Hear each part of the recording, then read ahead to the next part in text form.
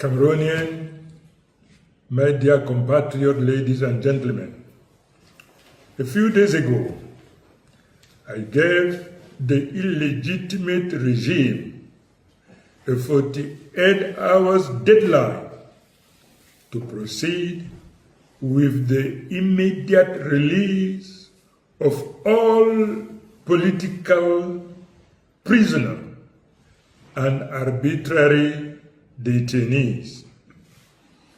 In that time, only small number among the thousands of detainees, mostly minor who should never have been there, have been released from their cells.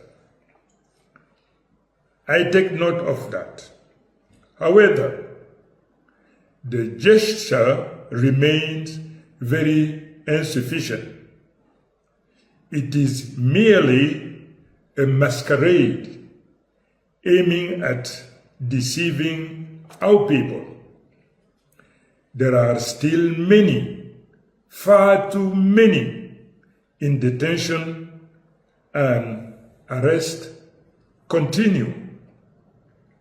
The regime has chosen to disregard this appeal, just as it has disregarded your votes, your voices, and even your life. Since then, I have remained silent. I have listened. I have observed. It is therefore my duty today to break this silence. I address you with seriousness, solemnity, and respect. On October 12, 2025, you spoke. You made your choice. And for daring to defend that choice, some Cameroonians have fallen under the bullet of a desperate regime.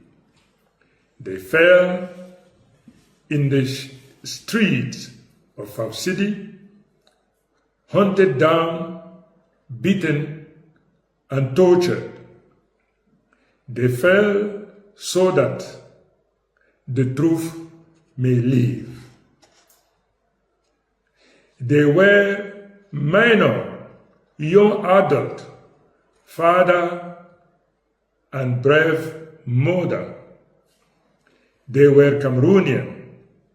They are today our martyrs.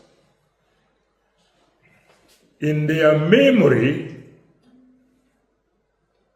in homage to their sacrifice, and in fidelity to our common oath,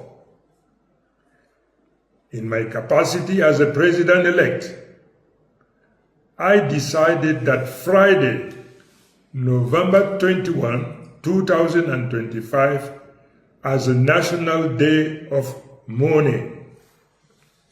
This day will be a public holiday throughout the national territory.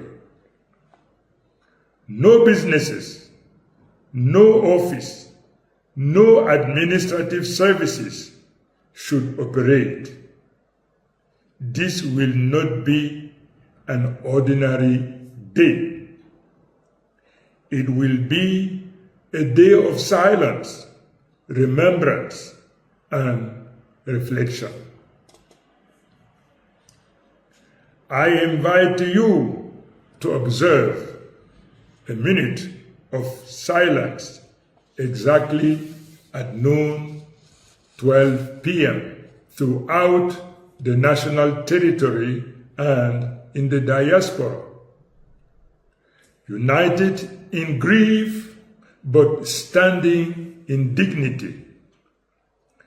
I call upon believers of all faiths to gather in their place of worship, to pray, to entrust to God the souls of our loved one, to sanctify the memory of the righteous struggle. This coming Friday, November 21, will not only be a tribute, it will be an act of resistance, a collective offering in memory of those who have fallen.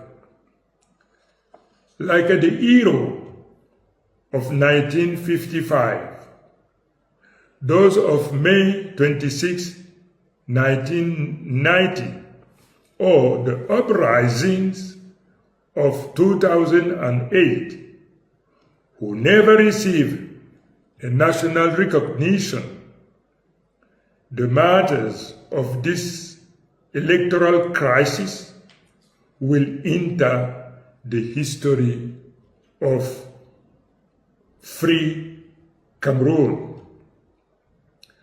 We will thus present to the world an image of a united, dignified, and supportive people who yield neither to fear nor to electoral theft, and do continue in honor to build the Republic of the sovereign people.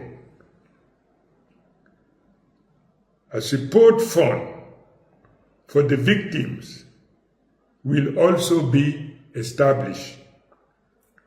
We will clarify the detail in due time. To all I say, this day unites us in sorrow, but also in the promise of a better tomorrow. A tomorrow where justice will replace impunity, where education, health, and infrastructure will be the priority of a state reconciled with its mission. Our action to respect your will is grounded in a clear and structured plan. New instruction will be given in the day to come, aligning with our strategy of active and passive resistance. I state this firmly: I will not betray. I have received a clear mandate from the people to uphold the truth of the ballot box and to engage in the moral and political reconstruction of Cameroon. I decided to dedicate the rest of my life to fulfill this oath of loyalty to the Cameroonian people. The outgoing regime has chosen to swear on the Bible after stealing an election.